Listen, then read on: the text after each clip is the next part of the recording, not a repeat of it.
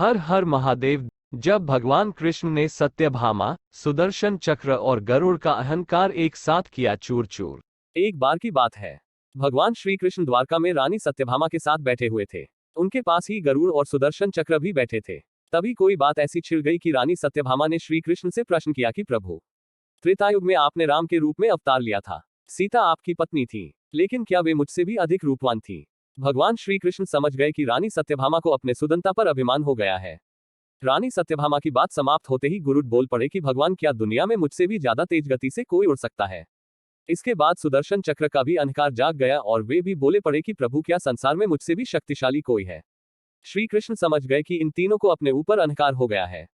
अब कुछ ऐसी लीला करनी होगी जिससे इन तीनों का अहंकार दूर हो सके। तब भगवान श्री कृष्ण ने फैसला किया और गरुड़ से बोले कि गरुड़, हनुमान को बुला लाओ। उनसे कहना कि भगवान राम माता सीता के साथ उनकी प्रतीक्षा कर रहे हैं। गरुड़ भगवान की आज्ञा लेकर हनुमान को बुलाने के लिए उड़ चले। सत्यभामा से श्री कृष्ण ने कहा कि देवी, तुम सीता के रूप में श्रृंगार करके तैयार हो जाओ, और श्री कृष्ण ने राम का रूप धारण कर लिया।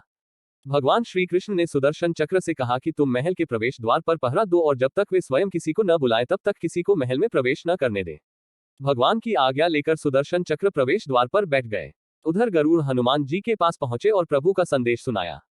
उन्होंने कहा कि वानरराज भगवान राम माता सीता के साथ द्वारका में आपसे मिलने के लिए प्रतीक्षा कर रहे हैं। आप तत्काल मेरे साथ चले, मैं आपको अपनी पीठ पर बैठाकर शीघ्र ही वहां ले जाऊंगा। हनुमान जी ने उनसे कहा कि आप चलो, मैं आता हूं।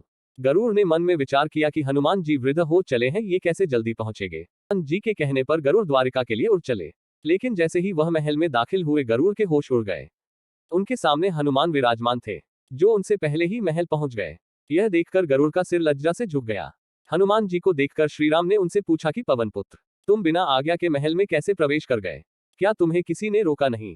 तो हनुमान जी ने विनम्रता पूर्वक सिर झुकाकर अपने मुंह से सुदर्शन चक्र को बाहर निकाला और उनके सामने प्रस्तुत कर दिया।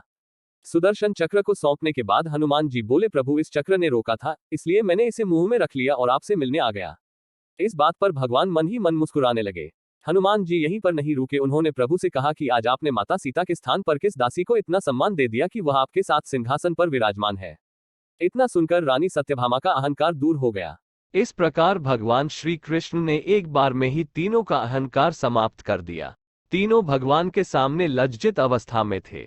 सभी ने प्रभु से माफी मांगी और उन्हें बात समझ में आ गई।